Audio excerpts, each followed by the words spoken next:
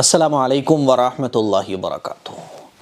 آج کل لوگوں کا مزاج بھی بہت عجیب ہوتا جا رہا ہے اور اس کے لیے میں آپ کو دو واقعے سنانا چاہوں گا اور پھر ہم سب لوگ یہ دو واقعات سننے کے بعد اپنے اندر غور کریں گے، کیا یہ چیز ہمارے اندر بھی ہے؟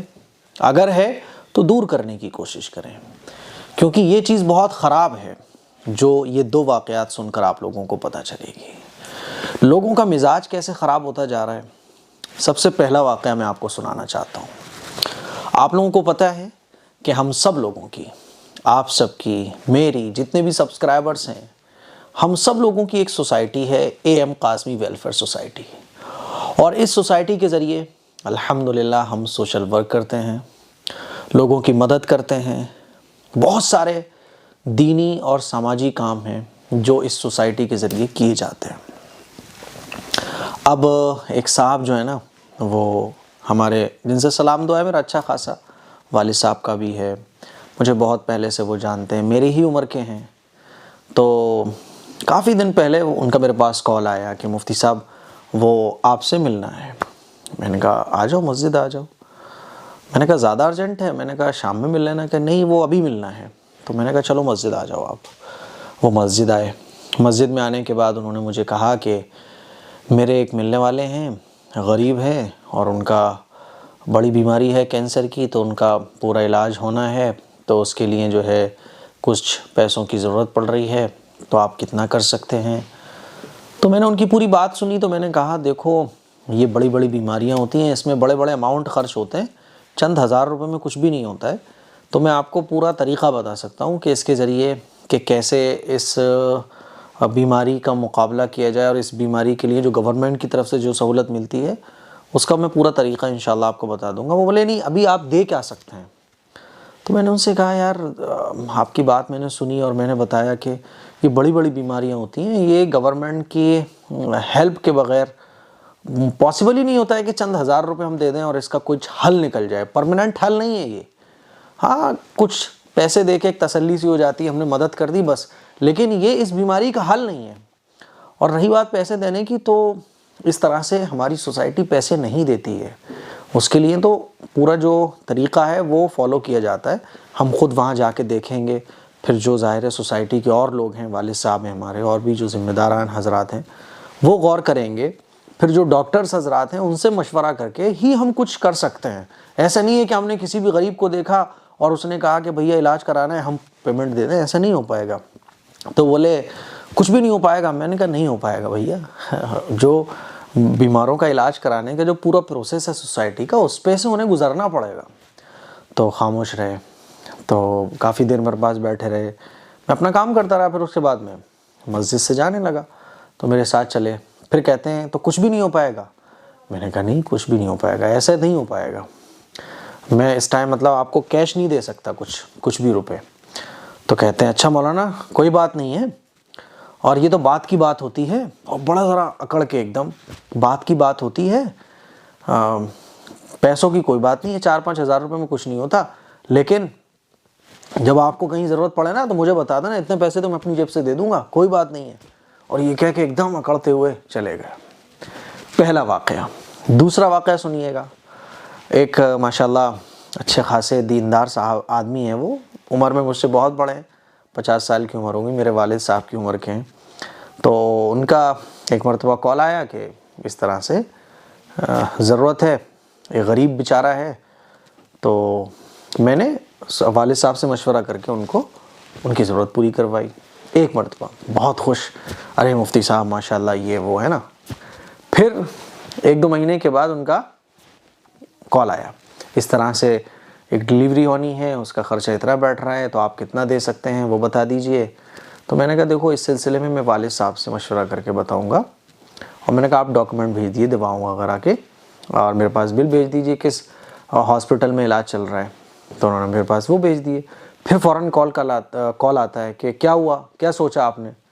میں نے کہا ابھی تو میں کیسے بتا سکتا ہوں، ابھی تو میں ڈاکومنٹ چیک کراؤں گا، ڈاکٹر سے مشورہ کروں گا کہ بھئی یہ ڈاکومنٹ ٹھیک ہے یا نہیں ہے، چیک کرنا تو میری ذمہ داری ہے نا۔ تو بولے اچھا، تو کب تک ہو جائے گا یہ بتاؤ۔ میں نے کہا دیکھو ابھی تو میں کچھ نہیں کہہ سکتا، آپ رکو کل تک۔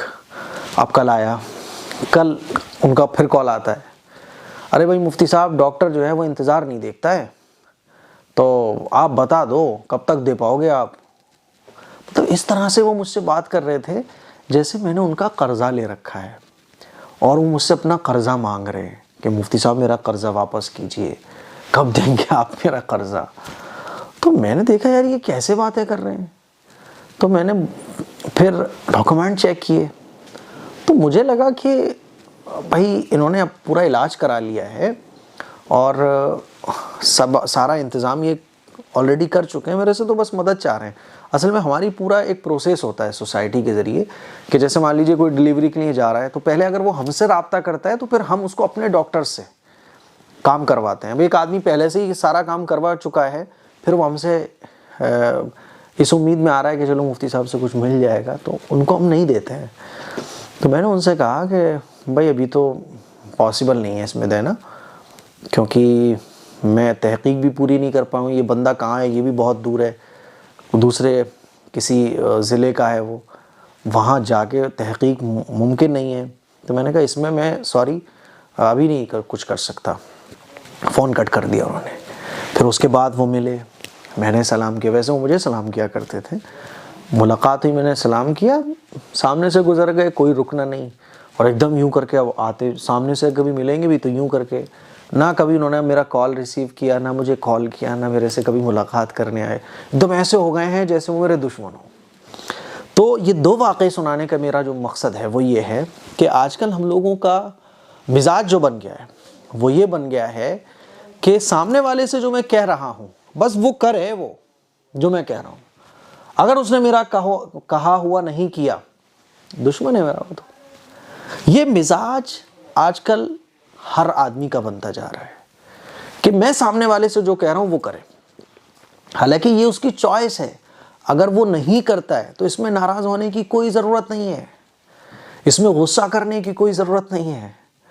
ہر آدمی یہ چاہ رہا ہے کہ میں جو سامنے والے سے بول رہا ہوں، میں نے جو سامنے والے سے کہہ دیا، سامنے والے سے جو میں چاہ رہا ہوں بس وہ کر دے.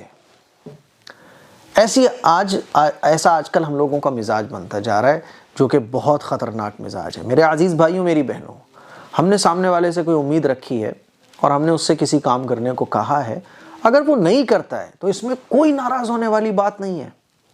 میں اگر کسی سے کوئی بات کہہ رہا ہوں، اس نے میری بات کو پورا نہیں کیا، کوئی بات نہیں ہے. کر دیتا تو اچھی بات ہے، نہیں کر رہا ہے تو یہ اس کی مرضی، اس کی پرابلمز ہیں، اس کو کوئی نہ کوئی بات ہوگی، کوئی نہ کوئی وجہ ہوگی. یہ آج کل لوگوں کا جو مزاج بنتا جا رہا ہے یہ بہت خراب ہے. شریعت کے اعتبار سے بھی یہ مزاج درست نہیں ہے اور ایسا کرنے والے کو ہم اپنا دشمن سمجھ بیٹھتے ہیں. یہ سمجھ بیٹھتے ہیں کہ یار یہ دوست ہی نہیں ہے نا. مان لیجئے دوست ہم نے گاڑی مانگی، یار گاڑی دینا، اس نے کہا یار گاڑی تو میں نہیں دے پاؤں گا، تو اس کی چیز ہے، وہ دے دے تو اچھی بات ہے. نہیں دے رہا ہے تو اس نے کوئی گناہ نہیں کر دیا نہ دے کر. ہم نے کسی سے کار مانگی، اس نے کہا یار سوری میں کار تو وہ نہیں دے پاؤں گا یار، یا اس نے بہانہ لگا دیا کچھ بھی، کیونکہ آدمی ڈائریکٹلی نہیں بولتا کبھی کبھی. اب ہم نے کہا ٹھیک ہے بیٹا کوئی بات نہیں، بھائی نہیں دیا اس نے تو کوئی بات نہیں ہے. رشتوں میں درار نہیں آنا چاہیے. آپ اس کو اپنا دشمن نہ سمجھنے لگو. آپ اس کو اپنا یہ مت سمجھو کہ یہ میرا یار کوئی دوستی نہیں ہے. کوئی چیز اگر وہ دے دے اچھی بات ہے، نہیں دے رہا ہے تو اس کی چوائس ہے. ہر آدمی کی کچھ چوائس ہوتی ہے. اور خاص طور پہ جو سوشل کام ہوتے ہیں، جو ایسے کام ہوتے ہیں، ہر ایک کے اصول اور ضابطے ہوتے ہیں. ہر ایک کے کہنے پر یہ نہیں ہے کہ میں وہ کام کرنا شروع کر دوں گا یا آپ وہ کام کرنا شروع کر دیں گے، یا سامنے والا آپ کے کہے پر کام کرنا شروع کر دے گا اور وہ نہ کرے تو ہم اس کو دشمن سمجھ لیں. یہ سوچ بہت خراب ہے. تو مجھے امید ہے اب دونوں واقعے سننے کے بعد ہم اور آپ اپنے دلوں میں جھانکیں، اپنے اندر غور کریں، کیونکہ یہ واقعات سنانے کا مقصد کسی کو نیچے دکھانا یا کسی کا مذاق اڑانا یا کسی کی عزت اچھالنا نہیں ہے، بلکہ یہ واقعہ سنانے کا مقصد یہ ہے کہ ہم لوگ اپنی اصلاح کر سکیں. اب ہم لوگ اپنے اندر غور کریں، کیا یہ بیماری اور یہ چیز ہمارے اندر بھی ہے؟ اگر ہے تو دور کریں. بہت غلط چیز ہے یہ ہماری روحانی بیماری ہے، اس کو دور کیجیے گا. السلام علیکم ورحمۃ اللہ وبرکاتہ.